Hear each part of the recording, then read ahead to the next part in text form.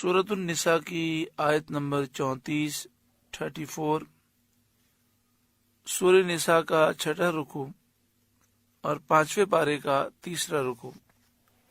اللہ رب العالمین نے ارشاد فرمایا، الرجال قوامون علی النساء، مرد عورتوں پر افسر ہیں، مرد عورتوں پر حاکم ہیں، بما فضل اللہ بعضهم علی بعض، اس لیے کہ اللہ نے ان میں ایک کو دوسرے پر فضیلت دی، وَبِمَا أَنفَقُوا مِنْ أَمْوَالِهِمْ، اور اس لیے کہ مردوں نے ان پر اپنے مال خرچ کیے۔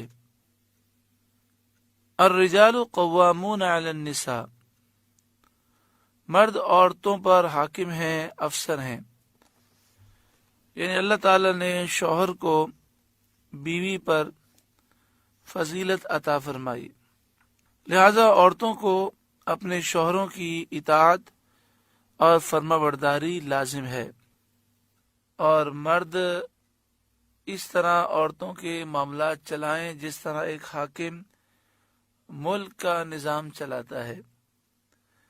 گھر کے سارے معاملات اور گھر کی ساری مصلحتیں، اس کی تدابیر مرد خود کریں۔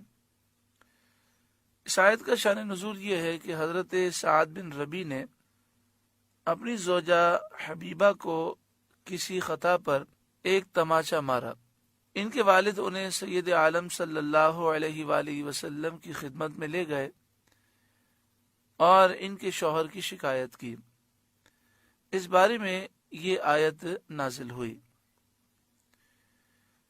یہاں یہ فرمایا گیا کہ بما فضل اللہ بعضهم علی بعض، اس لیے کہ اللہ نے ان میں ایک کو دوسرے پر فضیلت دی، یعنی مردوں کو عورتوں پر عقل اور دانائی میں فضیلت دی، جہاد، نبوت و خلافت، امامت، اذان، خطبہ، جماعت، جمعہ، تکبیر، حدود و قصاص کی شہادت اور ورثے میں دونے حصے اور نکاح و طلاق کے مالک ہونے اور نسبوں کے ان کی طرف نسبت کیے جانے، ان تمام ذریعے سے اللہ تعالیٰ نے مردوں کو فضیلت عطا فرمائی۔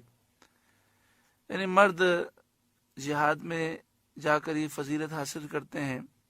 نبی اللہ تعالیٰ نے مردوں ہی کو بنایا، خلافت اور امامت مردوں کو حاصل ہوئی، اذان دینا، خطبہ دینا، جماعت کرانا، جمعے کی جماعت کرانا، تکبیر و تشریق، یہ ساری فضیلتیں مردوں کو حاصل ہیں۔ اسی طرح حدود اور قصاص کی گواہی میں مردوں کو اللہ تبارک و تعالی نے دگنا حصہ عطا فرمایا کہ جہاں 2 مرد گواہ ہوں تو گواہی کا نصاب پورا ہو جاتا ہے، اور اگر ایک مرد ہو تو ایک عورت سے نصاب پورا نہیں ہوتا، بلکہ پھر 2 عورتیں چاہیے۔ دوسری بات یہ کہ صرف عورتیں ہوں تو حدود و قصاص میں نصاب پورا نہیں ہوتا، صرف مرد ہوں تو نصاب پورا ہو جاتا ہے۔ اسی طرح اللہ تعالیٰ نے نکاح کرنے اور طلاق دینے کا اختیار مردوں کو عطا فرمایا، بچوں کی نسبت بھی مردوں کی طرف ہے، اور نماز اور روزے بھی کامل طور پر مرد ادا کر سکتے ہیں، کیونکہ ان کے لیے کوئی ایسا زمانہ نہیں جس میں وہ نماز اور روزہ ادا نہ کر سکتے ہوں۔ اللہ تعالیٰ نے مردوں کو داڑیوں کے ذریعے اور اماموں کے ذریعے فضیلت عطا فرمائی۔ بما فضل اللہ بعضهم علی بعض، اس لیے کہ اللہ نے ان میں ایک کو دوسرے پر فضیلت دی، وَبِمَا أَنفَقُوا مِنْ أَمْوَالِهِمْ، اور اس لیے کہ مردوں نے ان پر اپنے مال خرچ کیے۔ اس آیت سے یہ معلوم ہوا کہ عورتوں کے نفقے اور خرچے کی ذمہ داری مردوں پر ہے۔ مرد پر لازم ہے کہ وہ اپنی زوجہ کے اخراجات جو ضروری ہیں اسے پورا کرے۔ فَالصَّالِحَاتُ، تو نیک بخت عورتیں، قانتات، ادب والیاں ہیں، حافظات للغیب، شوہر کے پیچھے حفاظت رکھتی ہیں، بما حفظ اللہ، جس طرح اللہ نے حفاظت کا حکم دیا۔ یعنی عورتیں اپنی عفت اور شوہروں کے گھر، مال اور ان کے راز کی حفاظت کرتی ہیں۔ اس سے معلوم ہوا کہ عورت کو شوہر کے راز کی بھی حفاظت کرنی چاہیے، اس کے گھر کی، مال کی، اور اپنی عزت اور شوہر کی عزت کی حفاظت کرنی چاہیے، اور ایسی ہی عورتیں نیک بخت ہیں۔ فالصالحات فرمایا گیا یعنی نیک بخت، نیکوکار عورتیں۔ قانتات فرمایا گیا یعنی وہ ادب والی ہیں۔ واللاتی تخافون نشوزہن فعظوہن، اور جن عورتوں کی نافرمانی کا تمہیں اندیشہ ہو تو انہیں سمجھاؤ۔ فعظوہن، انہیں نصیحت کرو، یعنی انہیں یہ بتاؤ کہ شوہر کی نافرمانی کرنے اور شوہر کا کہنا نہ ماننے اور اس کے حقوق ادا نہ کرنے کے نقصانات دنیا اور آخرت میں کیا ہیں۔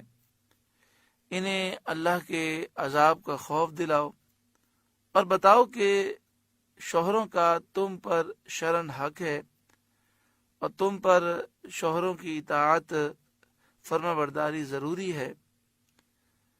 واللاتی تخافون نشوزہن فعظوہن، جن عورتوں کی نافرمانی کا تمہیں اندیشہ ہو تو انہیں سمجھاؤ، اور اگر اس پر بھی وہ نہ مانے تو فرمایا وَاهْجُرُوهُنَّ فِي الْمَضَاجِعِ، اور ان سے الگ سو، ان سے تعلقات منقطع کر دو تاکہ انہیں نصیحت ہو۔ وَاضْرِبُوهُنَّ، اگر اس پر بھی وہ نہ مانے تو انہیں مارو، لیکن وہ ضرب شدید نہیں ہونی چاہیے۔ یہاں یہ بات یاد رکھیں کہ یہ جو حکم ہے، یہ حکم ان صورتوں میں ہے جس صورت میں عورت خلاف شریعت کام کرے، عورت شوہر کے حقوق کو پامال کرے۔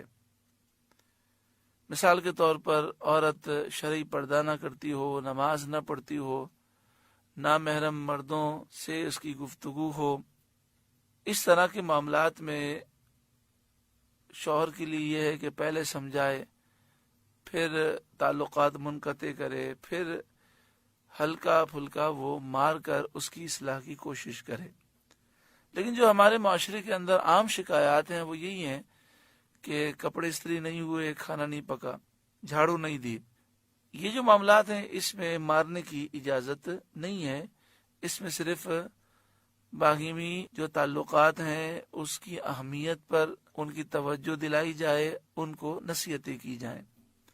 فَإِنْ أَطَعْنَكُمْ، پھر اگر وہ تمہارے حکم میں آ جائیں، یعنی تمہارا کہنا ماننے لگیں، فَلَا تَبْغُوا عَلَيْهِنَّ سَبِيلًا، تو ان پر زیادتی کی کوئی راہ نہ چاہو، یعنی اب تم ان پر کسی قسم کی کوئی سختی نہیں کر سکتے۔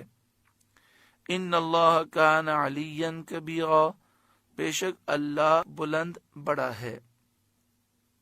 تم گناہ کرتے ہو پھر بھی وہ تمہاری توبہ قبول فرماتا ہے۔ تو اگر تمہاری زوجہ جو کہ تمہارے زیر اثر ہے، اگر وہ قصور کرنے کے بعد معافی مانگے تو تمہیں بتدریج اولا معاف کرنا چاہیے، اور اللہ تعالیٰ کی قدرت کو اور اس کی برتری کو یاد کرنا چاہیے، اور تمہیں ظلم سے دور رہنا چاہیے۔